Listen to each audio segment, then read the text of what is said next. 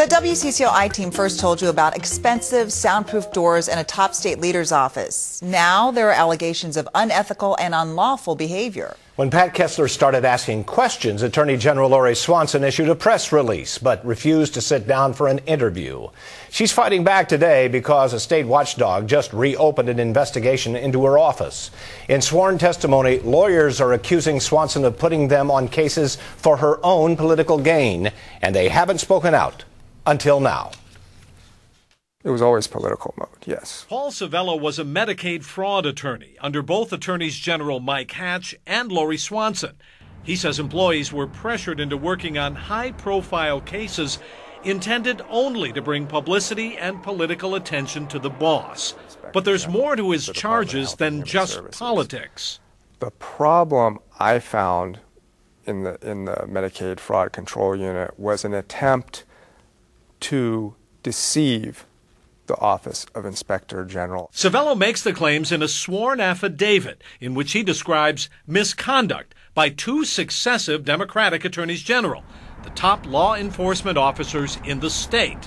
One case in particular, he says, a lawyer was hired under a different title in order to receive federal funding. Another attorney who still works in the AG's office writes in a memo that this amounted to fraud. Another case involved the giant pharmaceutical company GlaxoSmithKline. Civello and others worked for years on an antitrust case against the drug company when Hatch was running for governor. This is a big industry. They're pretty arrogant, and they've got a lot of control over people. 4 years after Hatch filed the case with a lot of media attention, it was quietly settled. No penalties, no fines, and no publicity. And we had worked hundreds and thousands of hours on this case. We had won at every step of the litigation. This case was worth a lot of money to the state, and it was essentially dumped. Did that surprise you? It's not surprising to me or to, I would think, people who worked in the Attorney General's office. Why? There has been, over the years, while I was there, a pattern of filing lawsuits, holding a press conference, and then quietly either settling the case or dumping the case. But that's not what bothers Civello the most. He says Swanson deceived the federal government, using the Medicaid Fraud Unit to prosecute cases that helped her campaign for Attorney General. As Minnesota's Solicitor General, she led Attorney General Hatch's fight against Minnesota's nonpartisan Office of Investigations, the legislative auditor, did not find evidence to support Civello's claims. Neither did the federal government. But the auditor is now taking a second look, expanding his investigation to cover a longer period of time. Because certainly if there are misrepresentations, we want to uncover that.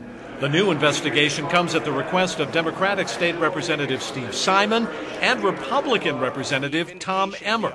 Someone has made some very significant allegations of wrongdoing, illegal activity in that office. Those allegations need to be investigated. They need to be determined one way or the other. There needs to be a determination. Are they credible or are they without merit? Now Swanson is hitting back hard. In an unusually blunt response to Civello's claims, Swanson calls him a bitter man. Part of a group of disgruntled former employees, she says, who wallow in despair. It's a typical vicious attack that I've become accustomed to seeing from Lori Swanson and Mike Hatch. Martin Carlson is another former employee, a lawyer who worked in the Attorney General's Consumer Enforcement Office. He describes an atmosphere of intimidation, where he says all employees were asked to work for the headlines. Yeah, the adage was, once the publicity's over, the case is over. Since Swanson took office, 68 attorneys have left their jobs with that office.